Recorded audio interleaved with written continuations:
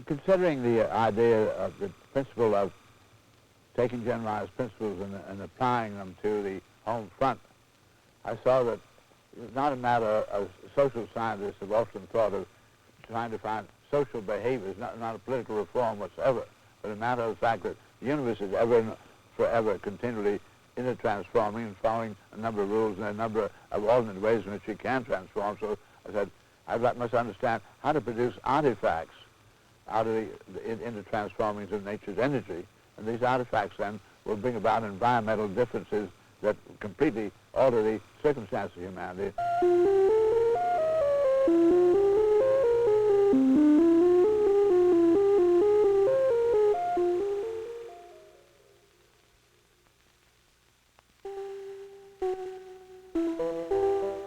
Inventor, architect, sailor, poet, physicist, mathematician, author, and natural philosopher. R. Buckminster Fuller, known as Bucky the world over, has dedicated his life's work to the understanding of universal principles in natural forces and the application of those principles in designing inventions that he calls artifacts. A distortionless map projection, his world-renowned geodesic domes,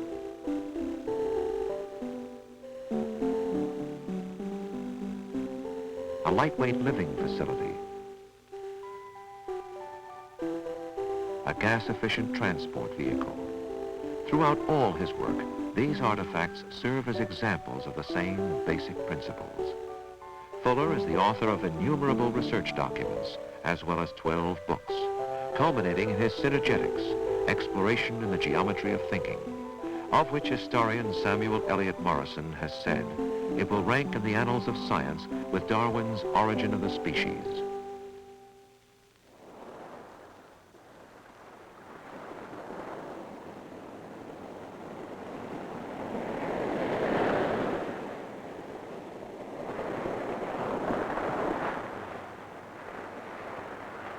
I remember the first time I ever looking back in the wake of my ship and seeing all those, the whiteness and the foam, and I said, that's white because it all consists of bubbles. I said, how many bubbles am I looking at? And I find I'm looking at fantastic numbers of bubbles. Here comes in this way. Look at all this whiteness, all those bubbles. Beautiful, beautiful bubbles, every one of them. I said, now, I've been taught in school, in order to be able to design, because a bubble is a sphere, you have to use pi. And the number pi, 3, 1, 4, 1, 6, on and on goes the number. We find that it cannot be resolved. It's called transcendental irrational.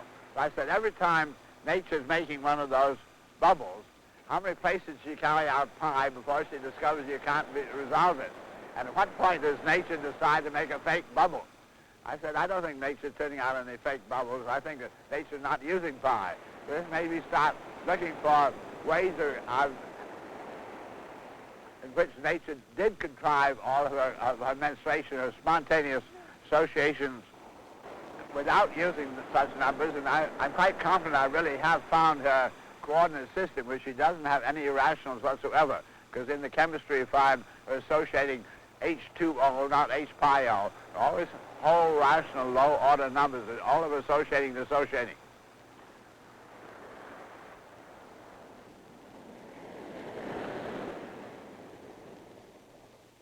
Because society, 99% don't understand this. They don't understand that all that science and technology has ever found out is that the universe is most incredible technology, operating so beautifully. For instance, there's something like a human being. I'm 81 years of age, and it's still working and still self-rebuilding, repairing without any downtime as we go up. I'm making sounds and it's working people's brains and understanding each other. Incredible technology. Because then 99% don't understand that science is trying the universe is technology. They're assuming that technology is something new and threatening. They identify it only with weapons and machinery of exploitation. Therefore, we have a very large number of humanity today thinking about giving up technology, which means giving up universe. In other words, the blockage now is then because humanity doesn't understand. The little child is a beautiful scientist. No scientist greater than that, because child requires experimental evidence. Want to smell it, to touch it, taste it, continue doing this thing. I have a little child, he has his mother's necklace. He found this lovely necklace, it bends like that, and I said, how and why can it bend? Well, this thing is not bending, and this is not changing its length. This is what's doing it here. So I'm going to get rid of these things that don't do it. And so I take one of those out and put this together again. I still, it's a necklace, put my head through it, bends all over the place, and try and take another one out. Kind of keep, because the child tries to get nature down into a corner. They finally get down to, yes, sure, bends all like that, put their head through it. This happened to be what they gave you in school called a square. And when the teacher said this way, start geometry is a square, and she said, this is the unit of measure. The only reason they held it shape is because the blackboard was holding it shape. It had no integrity whatsoever. So the little child doesn't like that at all. So he said, I'm going to take one more out.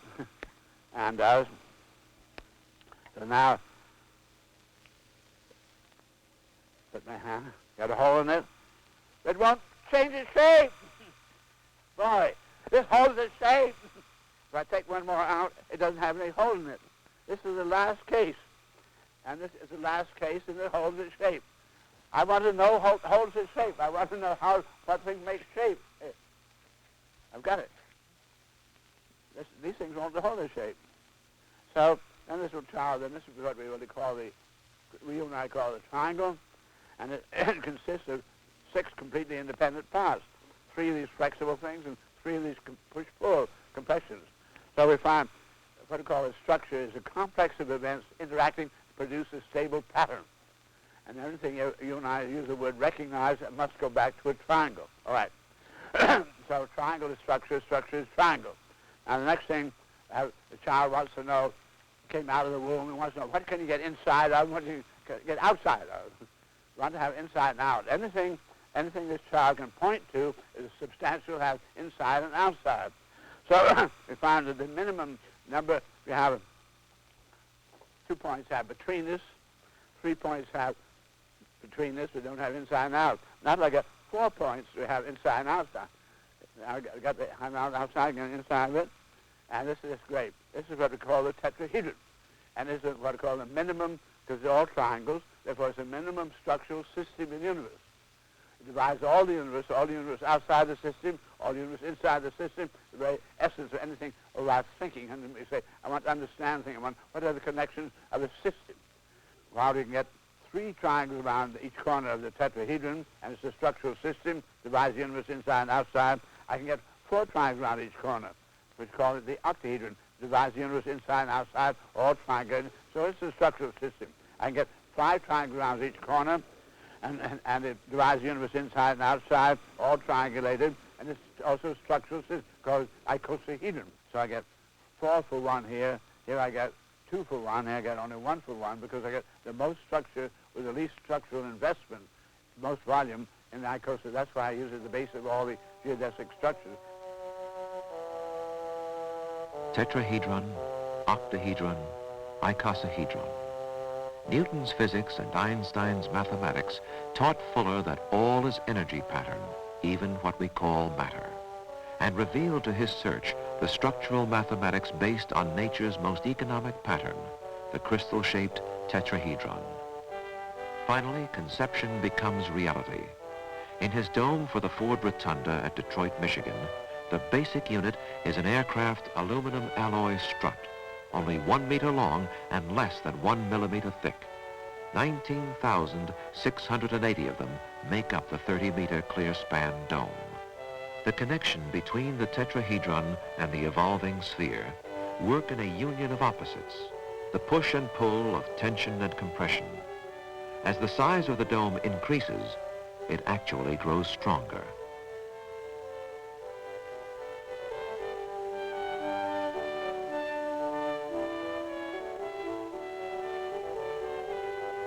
These lightweight structures are easily portable. The International Trade Fair Dome in Tokyo is packed into 1 medium-sized airplane and set up by unskilled labor within only 48 hours of delivery. The aluminum grid frame is dressed in white sailcloth. It has done service in Poznan, Kabul, Rangoon, and Osaka, Milan, Bangkok, Damascus, Lima, and Casablanca. With the Kaiser Dome, skin and bones are blended as the geometry is impressed into aluminum pans. Manufactured in Oakland, California, the 44-meter Kaiser Dome was erected in Honolulu in 22 hours. Time-lapse photography graphically depicts the whirlwind speed of its construction. By the 22nd hour, an audience of 1,500 people were seated and listening to a concert. Materials are interchangeable.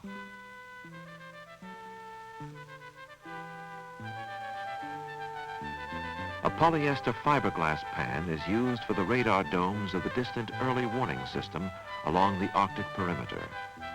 And when weight is not critical, even steel is used, as in the Union Tank Car Roundhouse at Baton Rouge, Louisiana, the world's largest clear span structure. In Ohio, the American Society of Metals Dome is all framework.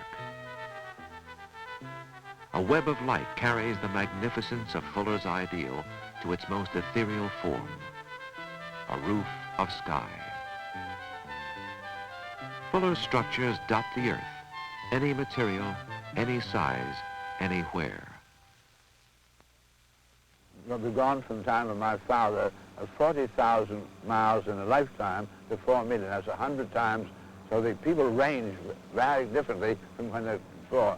In all the cities we now know, cities when people went only 40,000 in a lifetime, not 4 million. So that what's going on in humanity is a coming together to meet and a pulsing. All the cities were built because they were a confluence of a great overhead land trail or a river or something. They were for trading and for production. They're not used to that anymore. When I was young, 90% of humanity were on the farms, now only 7.5%. So people have come from those farms into cities and now obsolete in the old way. So those cities are not going to carry on. But what we will, the minute that we come into disarmament, then the great production capability of airspace are going to come to bear on our structures. Fuller envisions whole cities coming in like a fleet of ships in a harbor, and, if desired, removed in a day. So humanity will be converging for meeting and talking, for culture and commerce.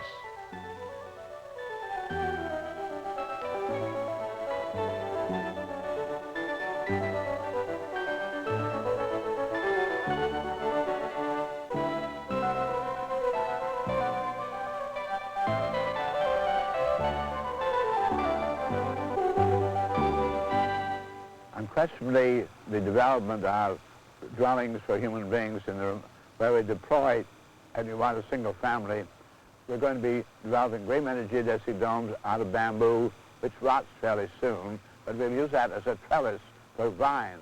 And the vines will get very, very powerful, so by the time the bamboos become weak and old, the vines are taking on the geodesic dome shape itself. So people will be growing their own domes. We'll be growing youth hostels. We'll have two geodesic domes, one inside the other, maybe about 6 feet apart, all covered with vines. And between the two, we'll have some vinyl covering so that rain can't come through, but you'll seem to be just living in the bower of nature. I've been asked also to put over domes in the oldest diggings in the world we now know about in Ban Chang in northeast Thailand, finding the earliest beginning of the Bronze Age there. And asked various places to put domes in place. Well, I think we're going to be seeing happening in that time when human beings could only cover a little distance, and now they make great. We took the great antiquities apart and took them to great museums around the world. What we're now going to do is to rebuild the Babylons and take all of these antiquities and bring them back where they should be. So that humanity will go to them, and probably archaeologists and anthropologists have been living in various kind of ways, really reconstructing the life of yesterday. We're going to not be able to travel geographically alone, but actually in time.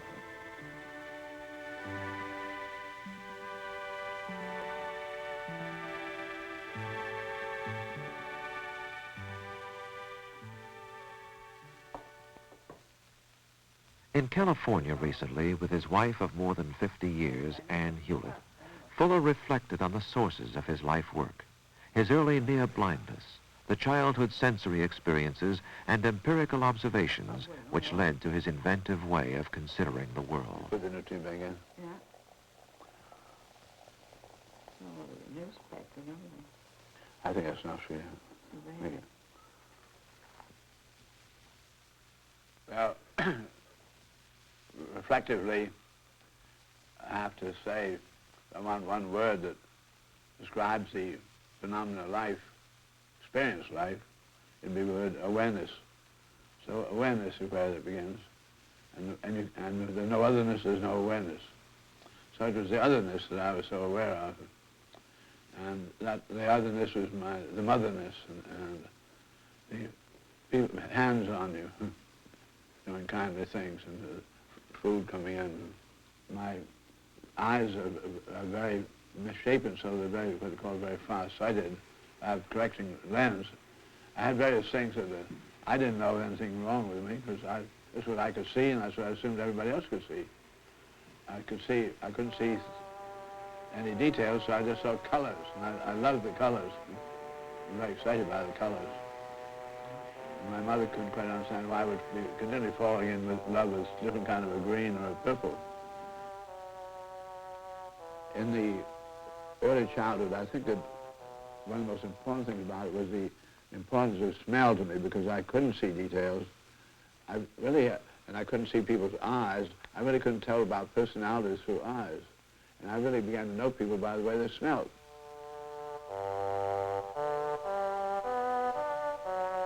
Fuller's mother, Caroline Andrews Fuller, near their home in Milton, Massachusetts. Home smelled good, but by and large, buildings smelled wrong. All the public buildings smelled absolutely wrong to me. School buildings smelled terrible. I was at kindergarten for about half a year before I got my glasses. And one of the first days of that kindergarten, the teacher brought some semi-dried peas and toothpicks. And she told us all to make structures. And the other children who had good eyes had seen all the houses on the way to school and so forth. They were familiar with houses and structures. With my bad sight, I just saw bulks. I had no feeling at all about seeing any structural lines. And because I couldn't, I naturally was having recourse to my other senses. So my fingers, my feelings were very, very delicate. And my smelling was so, and my hearing was. Anyway, when she told me to make structures, I tried to make something that would work, and I found the triangle held its shape and nothing else held its shape, so I must make something out of what's holding its shape. And she said, make a structure. And I was asking a little question about it, and she said, yes, something has a shape that holds the shape there. So because the dried peas held the toothpicks in place for a square, the kids could make a rectilinear, and it seemed to stand up because the pea held its shape.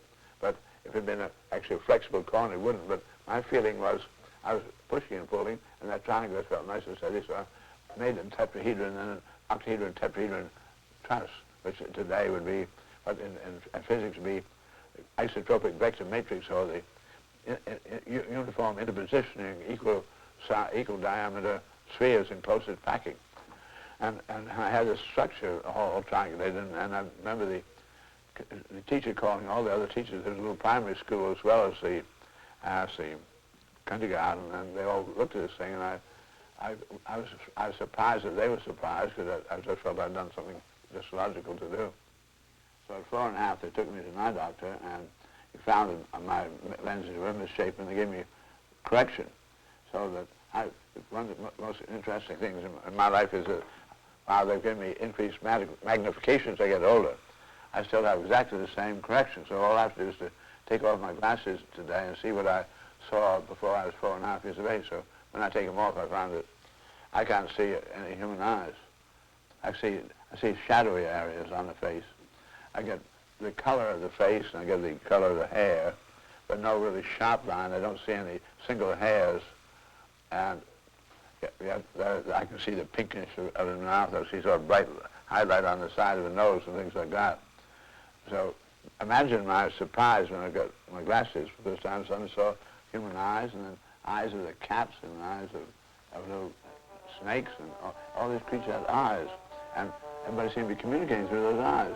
I hadn't had that kind of communication before. And the feeling of love and warmth around me. Bear Island, the Fuller family-owned vacation place in Penobscot Bay, Maine.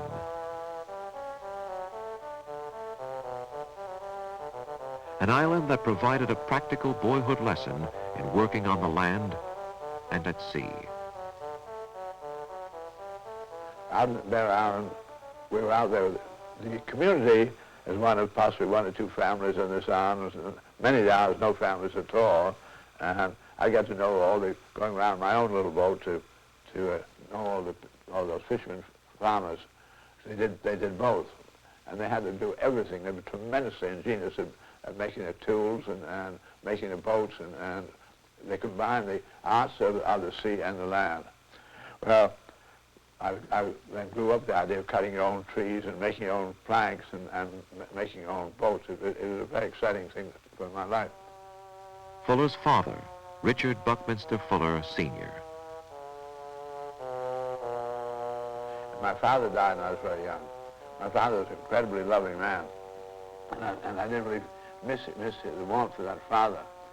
And a very sad thing really happened. My father had a stroke 3 years before he died, and very, very series of strokes, and really quite quickly he became, actually, he could not do anything of his own. And here's this father that I worshiping and loving. I was leading him around by his hand, and this is a very strange kind of an experience for a kid, too. So here is my mother really appreciative of my being the oldest boy, and I had to do all kinds of things in the house. The Fuller family consisted of a long line of Unitarian ministers, lawyers, and writers. His great-aunt, Margaret Fuller, was a writer and feminist who was instrumental in publishing the writings of Thoreau and Emerson. Margaret then was just somebody in the family to me. I had no idea of a connection with Emerson, and Emerson was very much accepted and celebrated as a poet in my school days in English literature, American literature, and so forth. And so I didn't know about him well, and I did not know the extraordinary influence that my own Aunt Margaret had on him, possibly by far the strongest influence on it, as she having then really persuaded him that he ought to be really published, and together they founded the Dial magazine, which became the official magazine of the book farm of the Transcendentalist movement. And she then was the first to discover and publish Thoreau. So she was responsible for those men really coming out of the literary world, and yet in her time, a century earlier, it was so unprecedented and so unacceptable for a woman to be out in public life, particularly in an intellectual life, and particularly in intellectual life at Harvard, really being not only a companion, but many times the master of the male intellectual. But it was not an acceptable idea at all to New England. Books were a very important part of a New England heritage. Fuller was educated in a traditional way at Milton Academy and Harvard University. An athlete and honor student until he decided not to take his mid-year exams. He was dropped from Harvard before graduation. I had dreamed of Harvard as being the most extraordinary place, because there my father's den and so forth, all kinds of certificates of his clubs and this and that, and there are all kinds of records of not only my father, but my uncles and had all gone. So there was a continual Harvard to-do going on. My class of 1917 at Harvard, 700, only 45 were there for graduation. Everybody went off into World War I. And so I too went off to World War I. After joining the Navy and attending the Naval Academy, two special qualities became apparent in Fuller: pragmatism and leadership. The Navy represented a total conceptual approach to logistical problems of transportation around the oceans of the world, a world smaller than ever before. This concept of global planning is key to Fuller's design science. And I got in the great transport operation, moving a million people across the ocean. This got me thinking really very, very big, because Navy is dealing with the three-quarters of Earth covered with water, and Navy is concerned with the total water and the total line of supply. I found the Navy thinking in terms of total world. That was a very extraordinary experience for me.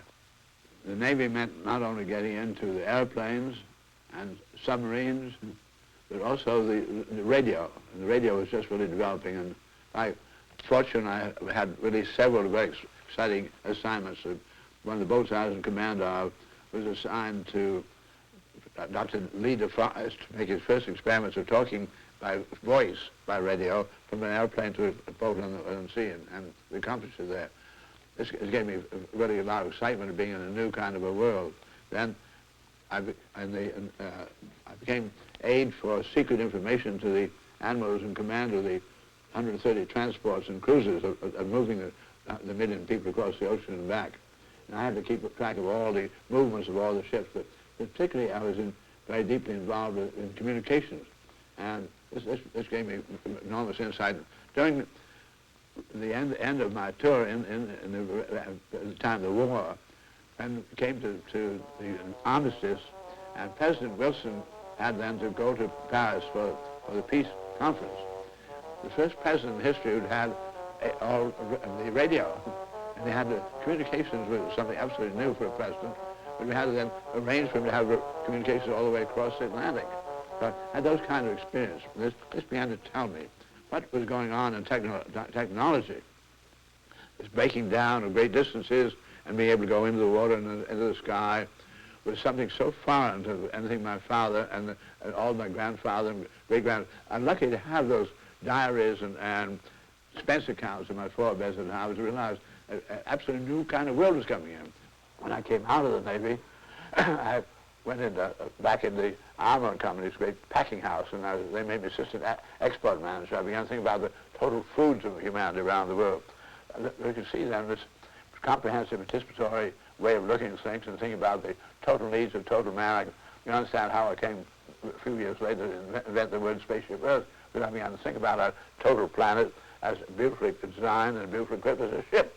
and how do you run it in such a way as to take care of everybody? And I felt this is exactly what great nations are not able to do. They have geographical limits, and great corporations, nobody's thinking about those terms. I said, we should be doing that. In 1917, he married Anne Hewlett. Her father, James Monroe Hewlett, was a prominent architect and founding director of the American Academy in Rome. Hewlett introduced him to the world of architecture, and for the first time, Fuller met builders on the land. No beautiful father-in-law, Monroe Hewlett, but suddenly there was a father there, and he was the first man who ever said to me, don't pay attention when people say, no, never mind what you think. He said, what you think is absolutely the most important thing possible. Pay attention to your own thought.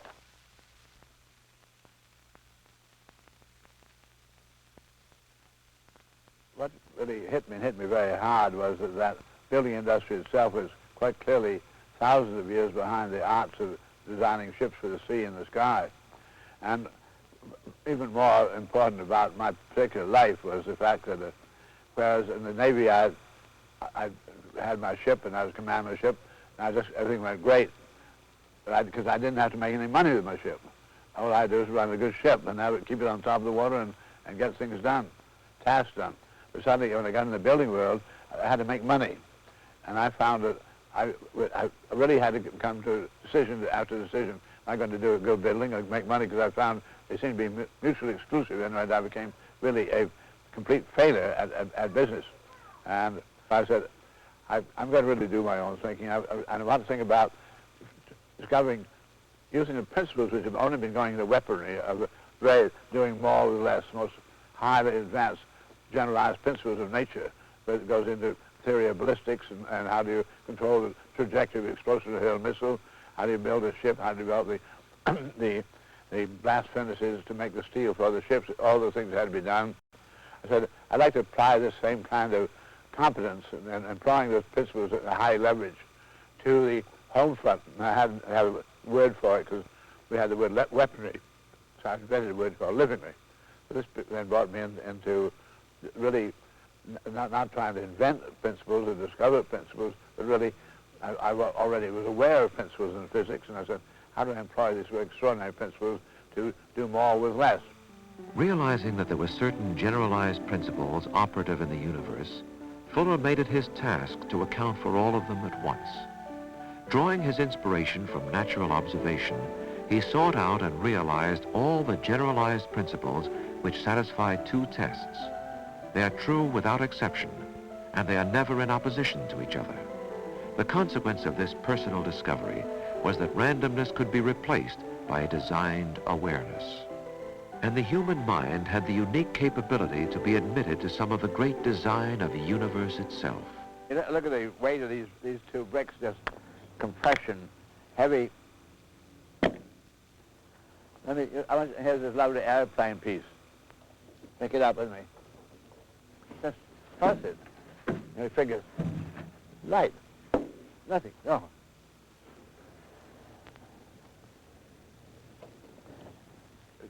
Think of it. Plane flying now 300 miles an hour and be able to do this and not tear apart. This kind of brick building at 150 miles an hour, the whole brick building can come apart. This is incredible, all this delicate stuff. But now it is obsolete in design. You can melt the whole thing up, make another airplane fly a little faster next time because you have more know-how of the same material. All the heavy ways of building around us, really the awkwardness of lines above ground, a great deal of mess out there that can be so greatly improved by competent design of doing more with less. Human beings are building all their buildings what they call continuous compression. They come out of Stone Age. It involves stone on stone. And all the engineering is calculated entirely on compressional continuities. So I said, is it possible man to develop and employ the tension continuity, tensional integrity I called it, and then cut it down to tensegrity. And I found, yes, he had done it in the wire wheel. Could I then extend that further into the building in general? So I began trying. Sure enough, I found I could. His single-family dwelling unit of 1929, called Dymaxion, a fusion of dynamic, maximum, and ions. Turning the wire wheel over on its side, the hub became a mast. Containing excellent space for a family of 5, this entire structure weighed only 2.7 metric tons, as against the conventional 137 metric tons.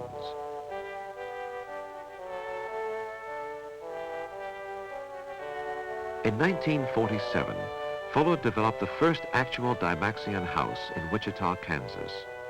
Built with the aircraft industry's extraordinary structural capabilities, it was fabricated from aircraft aluminum. The mast itself was stainless steel, containing all the required service and power elements. On top was a great ventilator, 5.5 meters in diameter, which rotated as does a wind T at an airport. A low-pressure area occurred at the point where the ventilator tail was open. Air was then pulled through the house, making it completely air-conditioned. All facilities used the most up-to-date technology.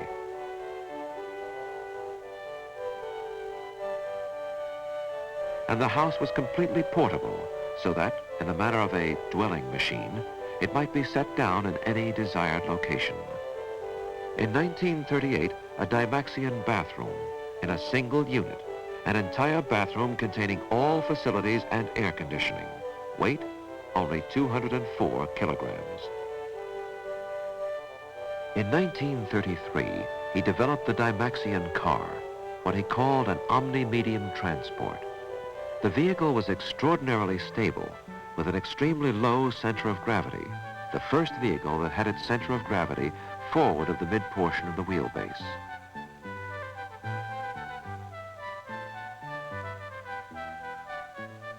It had a very high efficiency as well.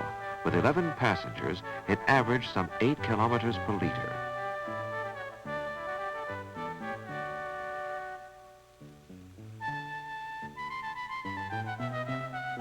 Also, it had a very small turning radius, whereas a conventional car with kingpins could only steer up to a 34-degree angle.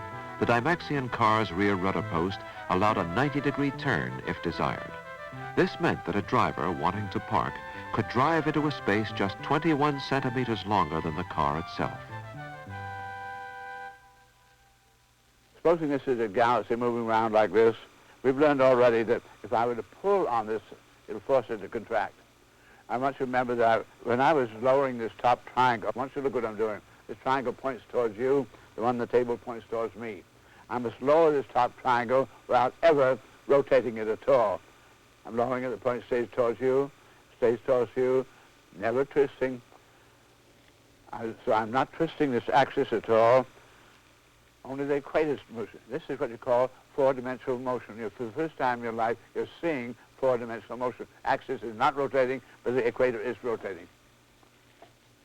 So I want to understand now, if I pull on this, then it'll make it contract. Let's suppose this is a galaxy. There's another galaxy, mass attraction here, pulls on this. So pulling it like this, it throws torque in the, and makes it plug through this way and becomes then the tetrahedron. One thing the tetrahedron can do, nothing else can do, it can turn itself inside out. And so we have then, this is your positive and your negative universe. So we have then, it even comes back into the basics of the 8 triangles themselves. So we get, here's all the basic structural integrity of the universe, the 8 foldedness of our gravity. His vector equilibrium, the quintessence of his energetic, synergetic geometry. Universe, Fuller reminds us, is not a static thing, but a closed whole system of constantly transforming energy events, and similar in structure from its largest to its smallest parts, from macrocosm to microcosm, with man himself in between. Fuller's transcendental view is that man should function in harmony with the universe, using more mind and less matter, so that all may share in the world's resources. He says, I am not imitating nature, I'm trying to understand the principles she's using.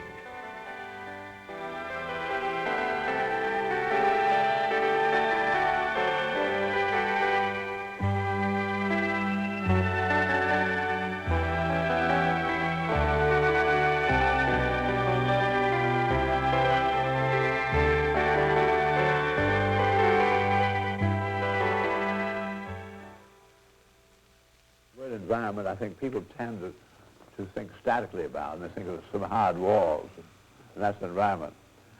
I wrote a little jingle.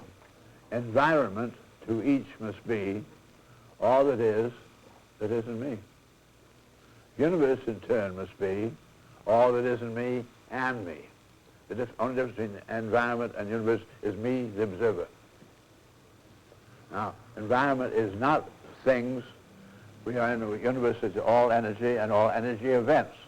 And these events, the larger ones are least frequent, the smallest more frequent.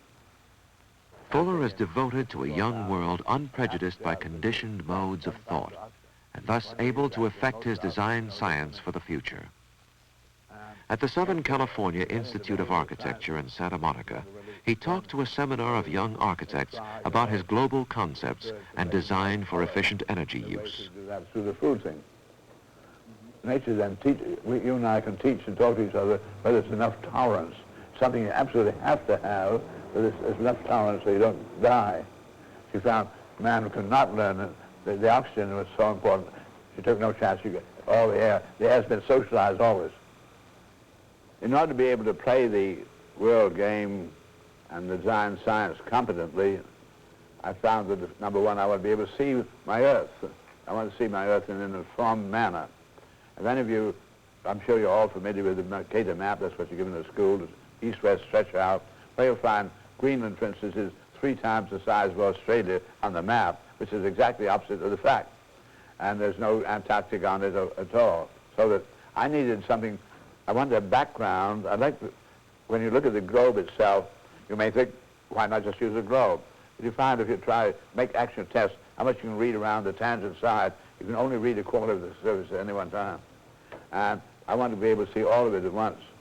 So I then brought me a mathematical challenge, and I did develop this method of projection of the Earth's surface where there's no visible distortion of the relative shape or the relative size of any of the parts, and there's no break in any of the continental contours. So I have one world island and one world ocean. This one triangle right here is 54%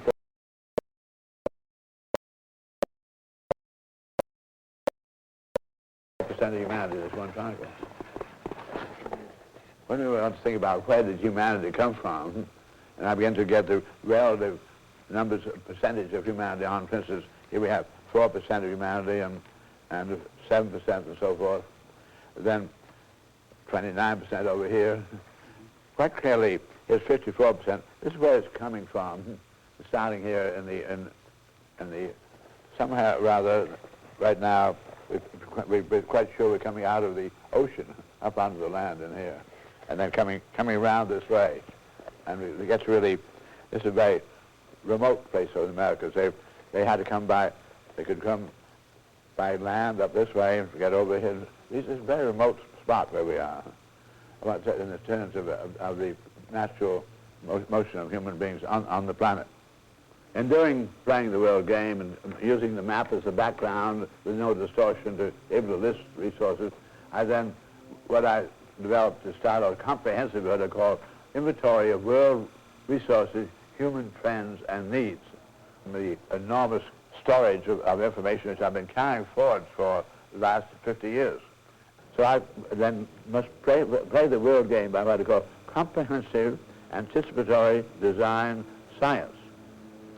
And comprehensive anticipatory design science must always be synergetic, must be realized, if you make this move, what does that do to other things over there? You must then have your critical path, first things first, and see how those overlap in the most logical manner. I'm going to take all the resources and look in terms of all the gained know-how to date and see if there's any way we might be able to do so much with so little. We might be able to take care of everybody, which would make all the political systems, which is assuming there's nowhere nearly enough to go around, would make that concept obsolete. And then the war would become obsolete. So that became the grand strategy, and I called it world gaming. And the world gaming is played not as checkers, it's obviously against an enemy at all. It's played really against ignorance. It's played against inertia and fear. It's played then, how do I use those resources in the most effective way? What are the first tasks to be done? At a recent World Game session in Carbondale, Illinois, Fuller and students prepare his Dymaxion map for the plotting of world resources data. Every year, students from the world over meet with him to play the world game, global planning and problem solving, the intelligent allocation of world resources.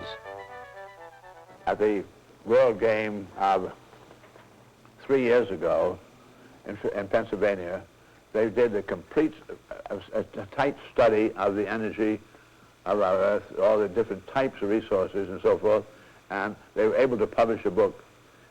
This book is done exactly the way they did the Apollo project. What are all the things that have to be done to get human beings to the moon and back safely? It turned out to be actually 2 million things, and one of the first things first, a critical path. So there's a book now published, written by Medard Gable, who led the project.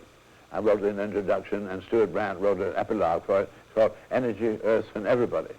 And this book reveals everything you want to know about energy. It's all there. I became fascinated thinking about human beings on board of our planet, the spaceship Earth idea, and playing the world game, and how do we then get energy from here to there to help one another. There's no way you can get energy from here to there at the present time in such large amounts as by wire, like electrical conductivity. But this means you want to go further and further, you have to get higher and higher voltage to deliver. And to get higher and higher voltage, you get to more and more insulating kind of problems and so forth. We only really get into that large energy electrical distribution at the time of World War I. It's called World War. And we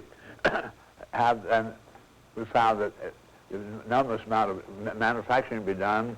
How much of the metals could really go into the eye lines and still leave enough metals over there to produce all the other goods we needed?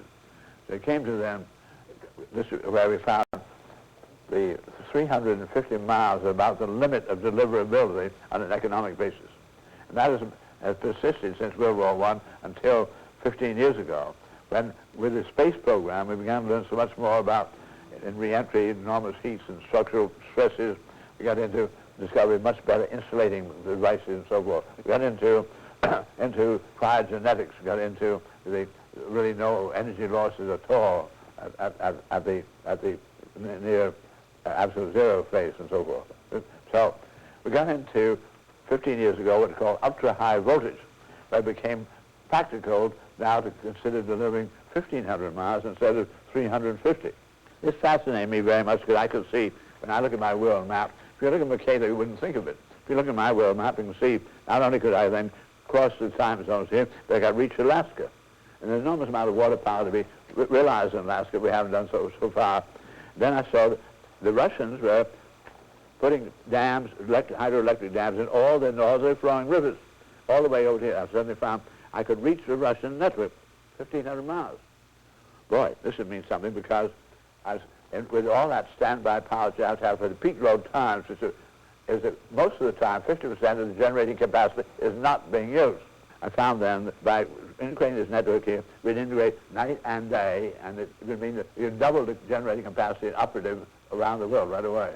It's now demonstrably, that's physically evidenceable, and to the satisfaction of any engineers and intelligent person looking at the data, that is now, with the resources we already have mined and recirculating, with the knowledge we already have, with the technology and the rate we know how we can produce that technology, is now demonstrable that we can, within 10 years of starting to do so, we can have all humanity living the highest standard of living anybody's ever known or dreamt of, and be doing so while phasing out during that 10 years, phasing out altogether all use of all fossil fuels and all atomic energy, that we can live on our energy income. So now that I really know that, I know that we can really be looking out for the generations to come, and I also know that every country is industrialized, the kilowatt hours of energy consumed per capita goes up, down goes the birth rate exactly correspondingly, so that as we begin to get that success, I dare to predict we'll never have more than 6 billion human beings on our planet. And so they're not in that kind of a nonsense population explosion which is so often heard. And also could say that we'd have no energy crisis because we could really live on our energy incomes. That's the kind of thing that, for instance, the school we're sitting at here is really concerned with. How do you harvest the income energy, not burning up the savings account of nature, which is the fossil fuels? And we find that money and the business of making political hay and then making money for great corporations is so short-sighted. It only is interested where you can put a meter in between the human beings and the wind, and they won't do all those things that really need to be done. So if it's going to be done, it's going to be done really by the initiative of a young world such as we have at this school. Nice idea. Beautiful. The practical effect of Fuller's teaching, a look at natural principles and human needs, is to enable intelligent decisions to be made about everyday design problems. Like this in University of Bristol in England in the 1950s. Most importantly, Fuller believes architecture students should be aware that the aesthetic beauty of design lies in solving functional problems efficiently. There's something you have to remember when, which they learned with big pneumatic domes, that when you have wind, the air is compressible, so the drag will pull it down like a flame, candle flame. You're kidding. It can be beautiful in compression, but in drag, it's flat down on you. You got to stay in it. Yeah. This is the new world that's coming in. There's an invisible world. We're doing more with less. We're going very soon to be having beam power, and not having to have those wires at all. Really quite exciting. And then when you begin to have the autonomous dwelling itself, stop having fixed buildings and paying enormous amounts of power to it, you generate your power locally, as you do on the airport. For instance, an great airplane comes in, that's a small city. And what you do is, up comes a great truck with electric generators and turns the whole thing on. Up comes another truck with the air conditioners. We don't need to build wires and pipes in the concrete buildings. Just move the power around when it goes. There's a really enormous difference between the scrap up here on the roof of the aircraft industry and the scrap down below behind me of the old building industry and the oil pipelines and so like that. This is very good for a school. This is a school. This building has been built almost entirely out of scrap from the aircraft plants. It's very important for the school to be able to feel these things, even though they can be melted up. But before they get melted up, really, be sure you really learn a lesson from it. And then down below here we have then enormous amount of the heavier type of scrap of steel, there's enough metal there to turn out over 20 of the new geodesic fly's eye domes, for instance. That's I can give you 20 homes out of what you see down lying there, and that's scrap heap. And that's what I'm hoping the students, by having familiarity with the aircraft type of design engineering, will realize that they really can do.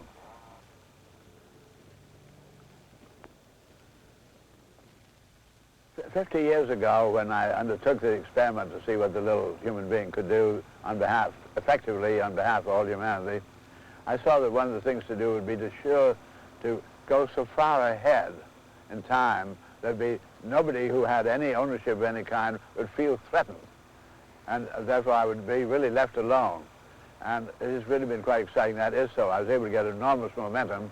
And now I find that, for instance, ownership is becoming onerous. All the things I would like to effect by developing a mobile, high air deliverable dwelling facilities and things like that. Now they're all coming in. And now this is my last 50 years program. And I find things are really coming in right on schedule. From now on, it's going to be quite clear when there's enough to go around, nobody's going to be trying to have to earn a living. You already earn it by just being born. And so nobody will be doing things because it's a way to earn a living to the satisfaction of somebody else. You're going to be saying, what does my experience teach me needs to be done? And everybody's being born in the presence of less misinformation, enormous amount more reliable information. So there's enormous stimulation for all humanity to see things that need to be done and to say, what more do I need to know in order to do something about it effectively? To begin to study together and to be absolutely spontaneous cooperation. I use the analogy of the sailing ship, where on board of a sailing ship, a sailor, everybody knows not only every rope, but every little screwdriver knows, and when they do everything cooperatively, spontaneously, because they all know what it's about. So I see all of humanity operating that kind of a way. It'll be nothing at all to do anymore than with little me surviving. It's going to be everybody or nobody, and we'll be realizing that we are here for a very much more important kind of task, very serious task in relation to the local universe, the eternal regeneration of the universe. We'll be looking for entirely new kind of responsibilities, and they will be accepting them very powerfully. I say, all of humanity, having always been born naked, helpless, ignorant, we've come out of a group womb of permitted ignorance within which we had an enormous amount of resources, which by trial and error to make an enormous number of mistakes, to get to the point where we discover our muscle is nothing and our mind is everything. But muscle is still in control of human affairs. So we're coming into a final examination where we're going to, if we come about 10 years, we're going to come into either utopia or oblivion. And if we come out with muscle in control, it's oblivion. If we come out with mind in control, it's going to be utopia and eternity.